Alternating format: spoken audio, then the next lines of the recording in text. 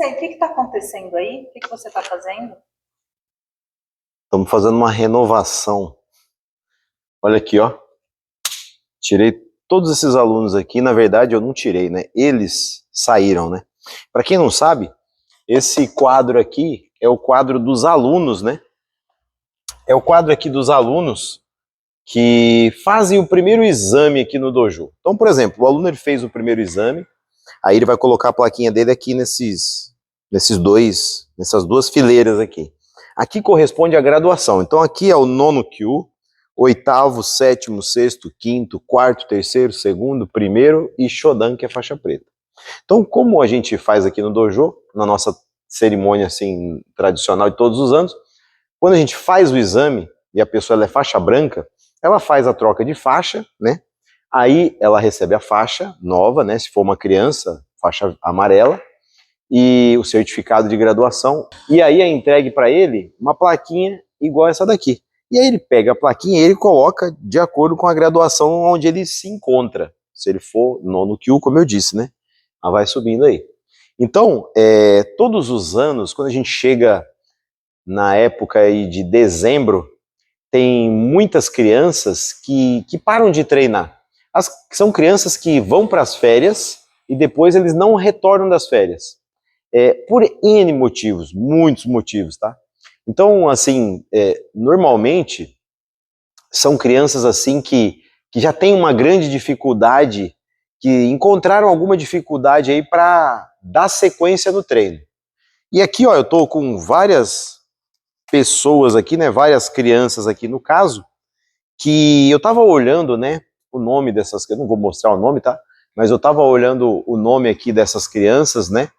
E que interessante, né, que cada uma desses praticantes aqui, eles tinham um problema, alguns semelhante, outros diferente, mas que em todas essas pessoas aqui, ó, todas essas crianças aqui, o ninjutsu poderia ter ajudado muito eles se eles tivessem continuado a treinar.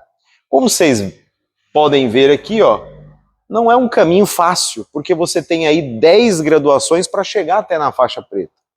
E na faixa preta também não é fácil, muito pelo contrário.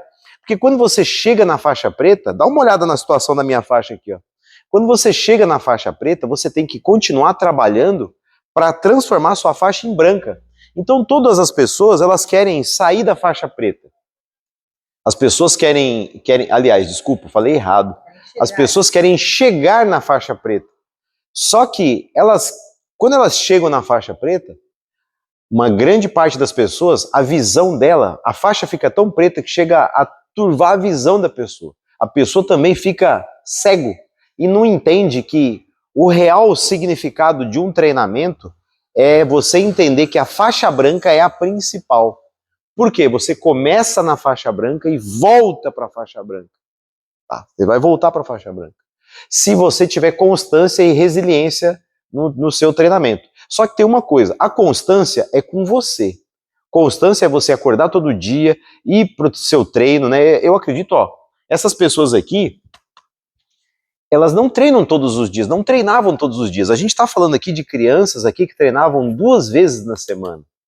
São 2 horas na semana só. Tem criança aqui que treinava 1 vez só na semana. E ainda assim faltava, né? Então, analisando e olhando aqui esses nomes aqui, né? Me passou assim um filme, né?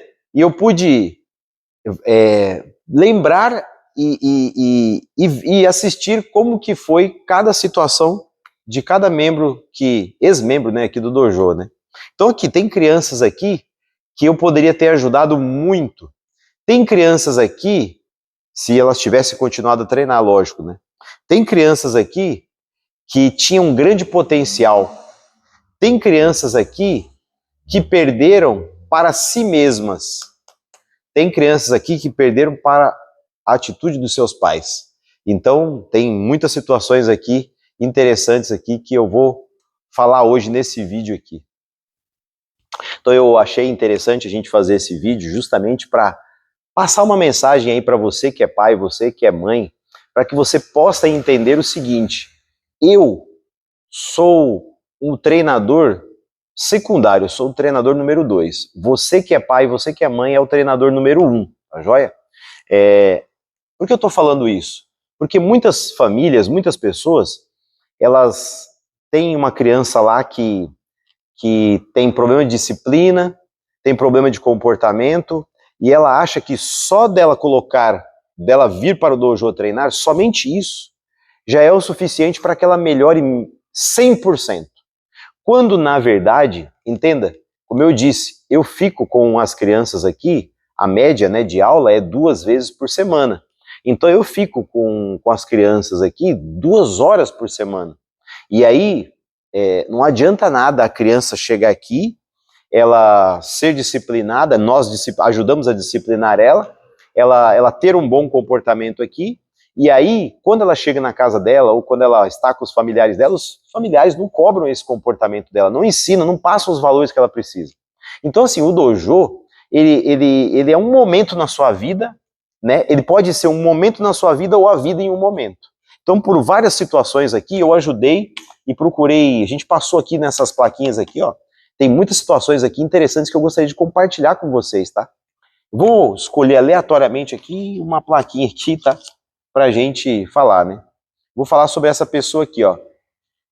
Essa pessoa aqui, que tá nas minhas mãos aqui, essa pessoa aqui, ela chegou aqui, uma criança pré-adolescente, já quase obeso, com dificuldades de se relacionar com os seus colegas, né? Que é normal, tá? Quando você começa uma atividade nova, né? Uma pessoa que era tímida, né? Você tem dificuldade de se relacionar, você tem dificuldade de se enturmar, né? E com vamos dizer assim, uma pré-diabetes, vamos colocar, já estava com problema de saúde. A Ariadne vai me ajudar aqui, tá? Porque a Ariadne, ela conhece a fundo aí eu conheço meus alunos, né, na parte do treinamento, na parte prática, vou conhecendo um pouquinho da personalidade deles, mas a Ariadne, ela conhece sempre um pouco mais, tem mais informações aqui para me ajudar nesse vídeo, tá joia? Então eu vou pedir que ela dê uma força aqui para entrar com algumas informações aí. Então, um pré-adolescente assim que estava com problemas de saúde e com todas as dificuldades, né? Vocês sabem que aqui nós treinamos essa parte acrobática e não importa se a criança ela é obesa, né? Ela pode começar o treinamento, né? Se essa criança fosse treinar uma ginástica olímpica, por exemplo, ela com certeza ela não seria aceita. Por quê? Porque para você treinar uma ginástica olímpica, você tem que ter um perfil, você tem que ter um padrão de corpo, um padrão físico, né?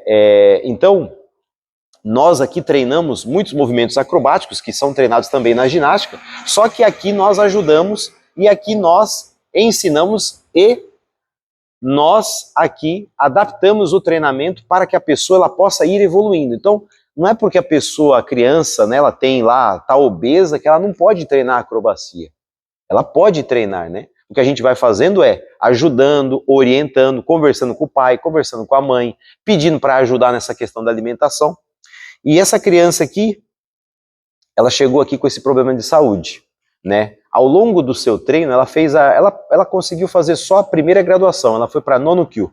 Ao longo do seu processo de treinamento, ela foi evoluindo, ela foi aprendendo a ter ficar mais comunicativo. Era muito tímido. Ele era muito tímido. De chorar no treino, só de saber que ele tinha que vir aqui na frente, às vezes executar alguma técnica na frente. Eu lembro disso. Ele chorava, chorou várias vezes, mas isso daí já depois não estava mais sendo problema. Ele estava conseguindo interagir com todo mundo, estava se relacionando bem com as outras crianças. Então, né, pessoal, para vocês verem, né, que tem horas aqui que a gente faz técnica, né, que nós treinamos as técnicas e aí as crianças treinam entre si e eu peço para que eles apresentem para todos, para que todos possam assistir e ver. Então, essa é a hora que muitos ficam nervosos, que são tímidos, né, e essa criança aí, como a Ariadne disse, ela teve, assim, situações de chorar aqui na frente, aqui, de vergonha, né? De achar que não era capaz de fazer aquilo que ele fez, né? E com o processo do treinamento, eu como professor, minha função é sempre extrair o melhor e mostrar para essas crianças que esses bloqueios que elas adquiriram ao longo do caminho, antes de chegar aqui, eles não são empecilho para que elas possam crescer e evoluir. E que a gente, através da arte marcial, através do ninjutsu, a gente conseguiu tirar muitos bloqueios. E esse foi um bloqueio que a gente tirou dessa criança aqui. E outra coisa muito importante que a gente ajudou muito a resolver essa questão aí foi a questão da saúde, que ela melhorou muito, a saúde dela voltou ao normal, né, Eliade? Voltou. A mãe relatou que os exames já estavam normais depois de um período treinando aqui com a gente. Porque ele começou a treinar, né, e o nosso treinamento, ele é um treinamento que vocês assistem aí, ele é um treinamento que ele é bem ativo, né, ele é bem forte, é um treinamento que trabalha o corpo por inteiro e principalmente, como vocês viram aí, essa questão mental, essa questão de você conseguir passar pelas dificuldades aí que você tem. Então, infelizmente, né, depois de um certo tempo, né, essa criança, ela saiu do treino, né, visto que ela já tinha conseguido ficar numa condição mais saudável, né, então talvez os pais, eu não sei, acharam que talvez já teria cumprido a missão, né. Então, assim, eu fico feliz de contribuir para o sucesso de todos, para melhorar a saúde física, mental, espiritual. Eu fico feliz de contribuir com o sucesso de todos eles, né? E deixo sempre as portas abertas para aqueles que um dia quiserem retornar, né?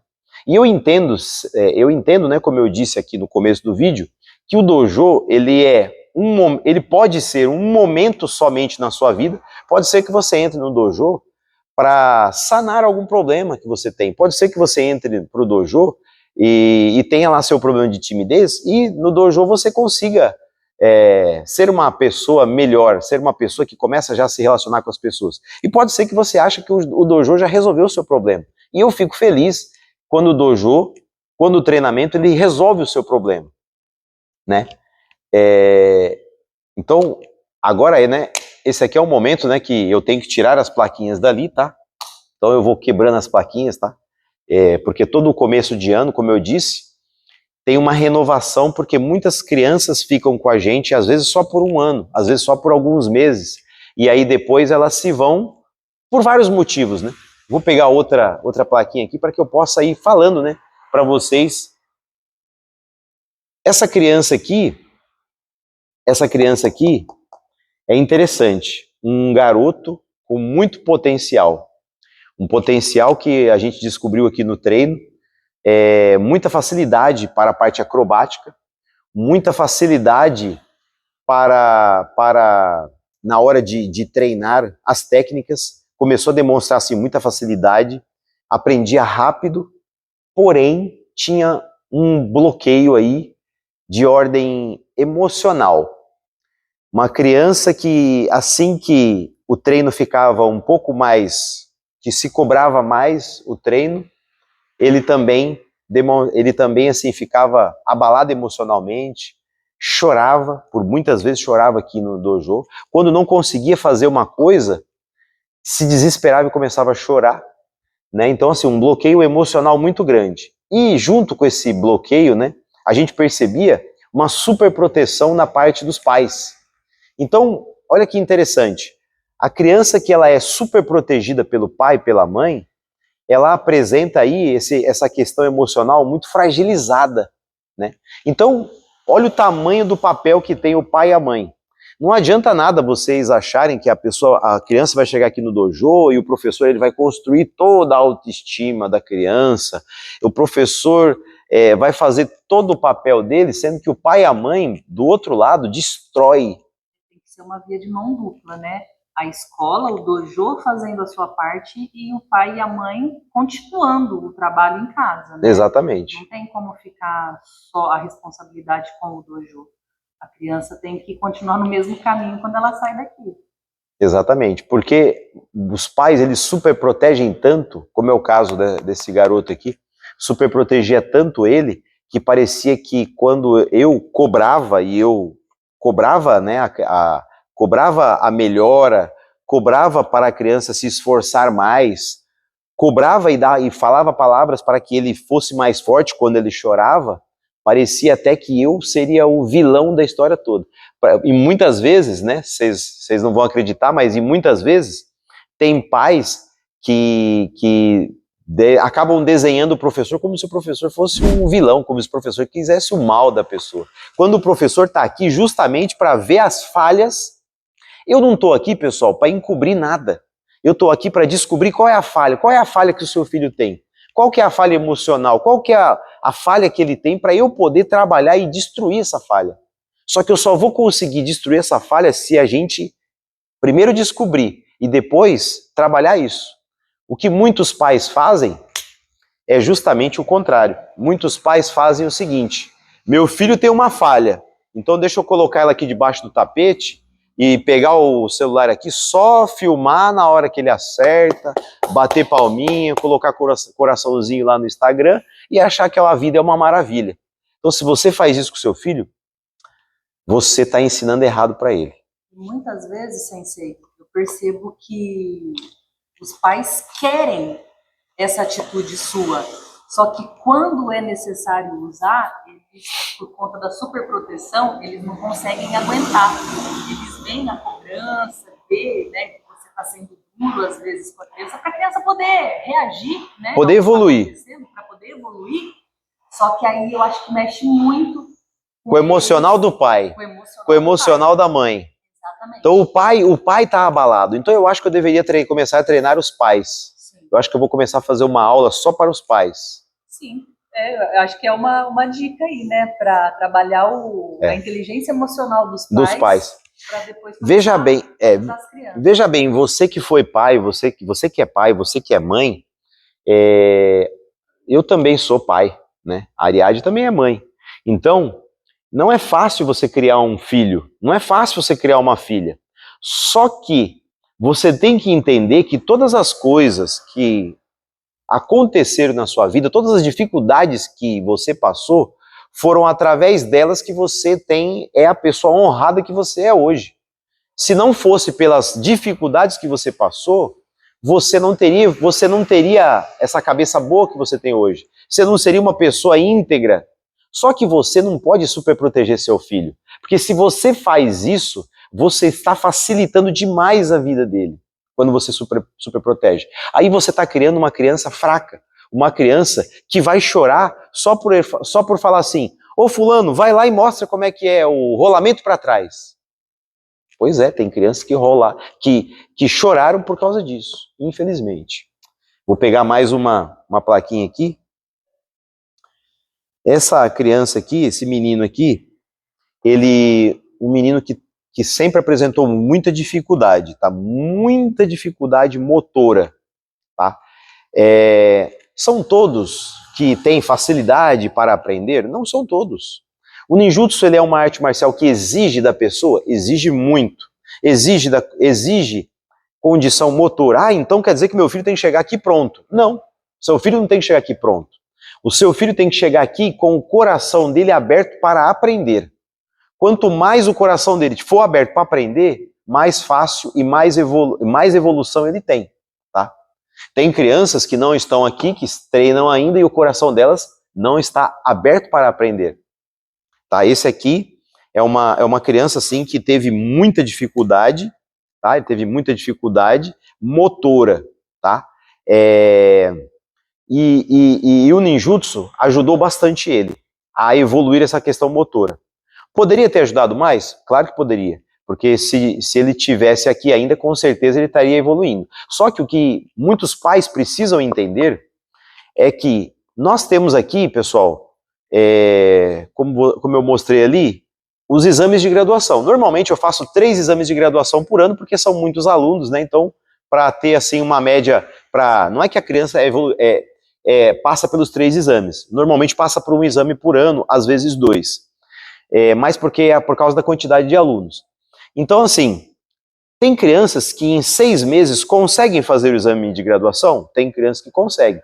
Mas tem criança que às vezes vai demorar mais do que 6 meses para fazer exame de graduação. O exame de graduação, na verdade, é só para você mostrar que a pessoa dominou aquele conteúdo referente à graduação que ela vai. No começo, vai mais rápido. Só que chega uma hora, da metade daquele quadro para cima, chega uma hora que não dá para ser menos do que 1 ano, porque o conteúdo é muito grande, tá? Então tá aqui uma criança aqui, ó, que teve muito problema de coordenação motora e que precisava ficar mais tempo para poder evoluir mais. Só que, como eu disse, né, não é todo pai, não é toda mãe que entende que o seu filho ele precisa de mais tempo para treinar, mais tempo para evoluir. E aí, o pai e a mãe começam a cair numa armadilha de ficar comparando criança com criança. Aí fica comparando, mas aquele menino lá é melhor do que meu filho. Então essa escola aqui não está sendo boa para o meu filho. Aquele ali acabou de entrar e já consegue fazer coisa que o meu filho ainda não faz. Exatamente. Aquele garoto ali é faixa branca e rola melhor que o meu filho. Seu filho tem problemas de coordenação motora e às vezes não é em 6 meses que ele vai aprender. Às vezes, talvez não seja em 1 ano que ele consiga. Então, tem que ter paciência. Cada criança é uma criança e a evolução é individual. Individual, também, né? individual. Não tem como comparar o seu filho com outra criança. E assim, eu treino a turma, porém, eu dou aula para a turma. Porém, eu treino eles no individual, tá? Então, infelizmente, né, esse garoto não está mais aqui, mas eu espero, como eu digo, né, as portas estão sempre abertas para aqueles que um dia quiserem retomar o treino, né? O fato de eu estar tirando a plaquinha aqui, se alguém está assistindo esse vídeo, né, e está achando, nossa, será que é meu filho? Nossa, o fato de eu tirar essas plaquinhas daqui, pessoal, eu faço isso todos os anos, né? Olha lá como o quadro ficou com menos plaquinha, né? Eu faço isso todos os anos, justamente porque não posso deixar ali uma plaquinha de uma criança que não treina mais. Ali são as crianças que estão na constância, praticando todo o tempo. Vou pegar mais um aqui.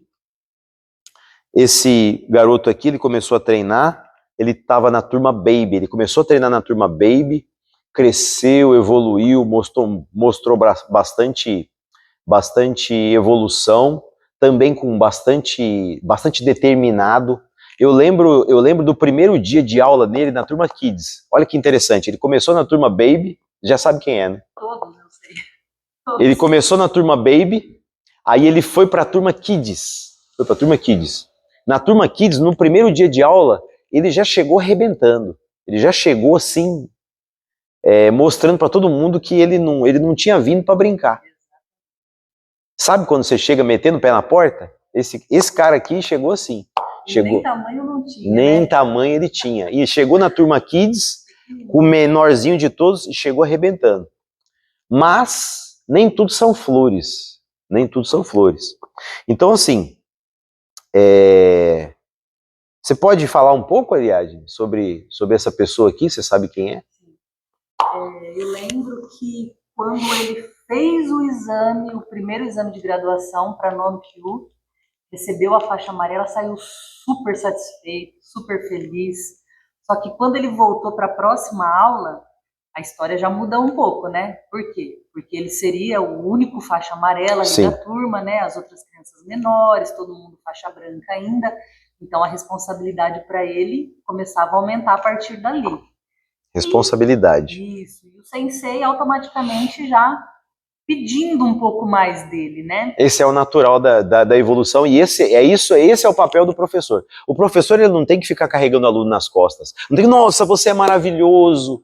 Você agora é faixa amarela, então a partir de agora a cobrança é maior. Exatamente, é muito o contrário, né, do que as pessoas pensam. Não é porque virou faixa amarela que é o melhor de todos e ali ele vai se destacar porque ele é o melhor. E é assim que nós ensinamos humildade para o seu filho. E com essa cobrança ali, ele deu uma assustada, né? Também era muito pequeno em questão de idade, né? Ainda não tinha a maturidade para isso. Também é nosso papel mostrar esse caminho, né? E com isso ele quis voltar. para trás, né? Não queria mais ser faixa amarela. Sim, e aí foi olha que interessante. Né? Foi um caminho legal para você mostrar para ele a importância da faixa amarela e a responsabilidade que ele estava carregando ali. Depois que ele entendeu, aí ele sempre queria ser o primeiro em tudo para mostrar para todo mundo. Olha os picos de evolução que teve essa criança, tá? Pico de evolução, aí depois foi só subindo. Aí quando ele sentiu o peso da responsabilidade, desceu. Aí, o que ele queria? Ele queria voltar para a faixa branca. O que eu fiz? Continuei incentivando, continuei cobrando, tá? E continuei mostrando para ele o melhor caminho. Ele voltou para o pico de novo. Idas e vindas, né? Teve dia de não querer entrar no tatame, teve dia de sentar na formação para fazer o chiquinho e sair. Sair correndo. Eu lembro desse dia. Chegar até ir na escada, né? Chegou na formação para a gente começar a aula e de repente, saiu correndo que nem uma bala. Então, pessoal, para vocês verem aí, as coisas, né? Todas as situações que nós passamos aqui no dojo, e a maior parte das vezes, o ninjutsu, ele ajuda nessa questão mental, tá? Eu falo assim, ó, você é um pai e o seu filho tem lá, é novo, jovem, 5, 6, começa com 3 aqui, né? Mas pensa bem, seu filho nunca vai estar sozinho. Ou seu filho está na escola, ou seu filho está com você na sua casa. Então, quem que é o cara que vai ser responsável pela segurança do seu filho? É você. Então, será que a parte técnica é tão importante assim agora para crianças pequenas? Não é tão importante. A parte técnica traz a criança, ensina a coordenação motora, e ensina ele movimentos, e ensina ele a usar o corpo dele, e ensina ele a desequilibrar uma pessoa, e ensina ele aonde começar a aprender a golpear, e ensina ele a se defender, sim, se algum amiguinho vai lá atacar ele, mas nunca um adulto, né? Por quê? Você que é pai, você é responsável pela segurança do seu filho. Então, a parte principal do treinamento para essas crianças menores nem é a questão de técnica, nem é a questão de ele se autodefender. A parte principal é a questão mental. Olha as idas e vindas que teve esse garoto. Ele já treinava há mais de 1 ano e ele começou a dar problema para entrar em formação. Ele saía correndo chorando. Tá? Então, assim, a questão mental começou a ser muito cobrada.